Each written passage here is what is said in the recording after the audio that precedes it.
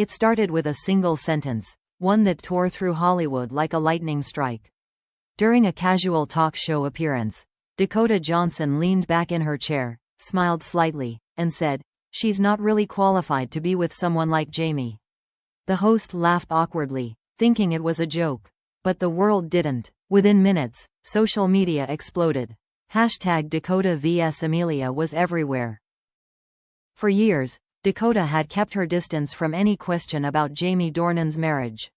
Their chemistry in 50 Shades of Grey had become legendary. Fans called them the most believable on-screen lovers of the decade. But behind the scenes, both always insisted, it's just acting. They built a wall of professionalism between themselves, a fragile barrier protecting three people: Dakota, Jamie, and Amelia Warner, his wife. And yet, that one sentence shattered everything. Clips of the interview spread like wildfire. News outlets ran headlines in bold red fonts. Dakota Johnson throws shade at Jamie's wife live on air. Comments flooded in. Did she really just say that? She went too far. Maybe she's just telling the truth. The internet divided overnight. Some defended Dakota, saying she was misunderstood, while others accused her of arrogance and disrespect. For Jamie Dornan, it was déjà vu, another storm he hadn't asked for. Ever since 50 Shades turned him into a global icon, he had lived in the shadow of rumors linking him to Dakota. The whispers never truly faded, no matter how many interviews he gave about his happy marriage. And now, years later, one careless remark dragged him, and Amelia, right back into the chaos they thought they had left behind. Inside Jamie's circle, tension was palpable. A source close to the actor told a magazine, "He's angry, not because of the drama, but because Dakota knows exactly how this would be interpreted." Jamie had always admired Dakota's honesty, her refusal to play by Hollywood's fake rules. But this time, her honesty felt like betrayal. Meanwhile, Amelia Warner stayed silent, just as she always had. For over a decade, she'd been the calm to Jamie's storm, the one who never responded to rumors or online attacks. But people who knew her said the comment cut deep. One insider described her reaction simply: she read it once, put her phone down, and walked away. In a world where silence often speaks louder than words, Amelia's quiet became its own statement. While Amelia retreated from the spotlight, Dakota was caught in a media firestorm. Every move she made was analyzed, every expression dissected. Some fans accused her of jealousy, that despite all her fame, a part of her had always envied Amelia for being the one Jamie chose in real life. Others suggested it was just a slip, an emotional outburst after years of being asked the same intrusive questions. But there was something about the tone in Dakota's voice that felt deliberate, too calm, too measured to be accidental. As one commentator wrote, "You don't say something like that on live TV unless you want to be heard." Hollywood loves its scandals, and this one had all the ingredients. 2 women, 1 man, and a decade of unresolved tension. Fan forums revisited old interviews, analyzing every look, every laugh between Dakota and Jamie. A photo of them holding hands on a red carpet years ago resurfaced, reigniting theories that their connection had always been more than friendship. Jamie's publicist issued a brief statement the next morning: "Mr. Dornan will not be commenting on private matters." But that silence only fueled curiosity. "No comment" became the headline itself. And once again, the actor found himself trapped between loyalty and public perception, between the woman who shared his home, and the woman who once shared his screen. The irony was painful. Dakota's career was thriving, Amelia's life was peaceful. And yet, one impulsive comment had tied their names together in a controversy none of them could escape. Behind the scenes, close friends urged Dakota to apologize, at least privately, to ease the backlash. But she refused. "I didn't lie," she allegedly told a confidant. "I just said what everyone was thinking." In the chaos that followed, Jamie and Amelia's relationship came under renewed scrutiny. Paparazzi staked out their home, eager to capture a sign of trouble. When Jamie appeared at an event without his wedding ring, the tabloids had their headline ready. But those who saw him up close said his expression wasn't anger, it was exhaustion. By the end of that week, Hollywood was divided. Some called Dakota fearless. Others called her reckless. But everyone agreed on one thing. She had said out loud what no one else dared to. And as the world watched the fallout unfold, one question lingered in every headline, every whispered conversation, and every fan's mind. Was Dakota Johnson exposing a truth?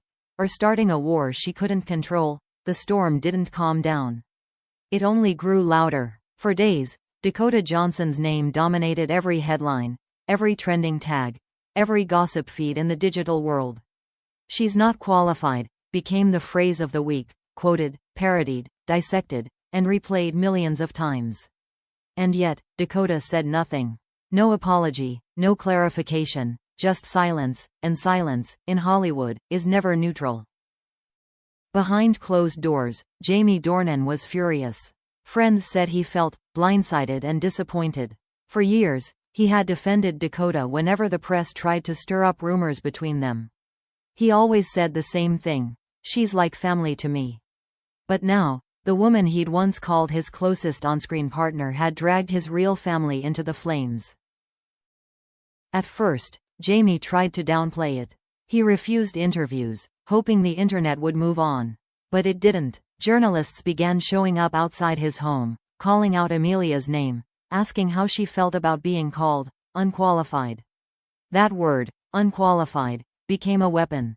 Every gossip site used it like a headline bomb, and Amelia, once known for her serenity, was suddenly portrayed as the quiet victim of Dakota's arrogance.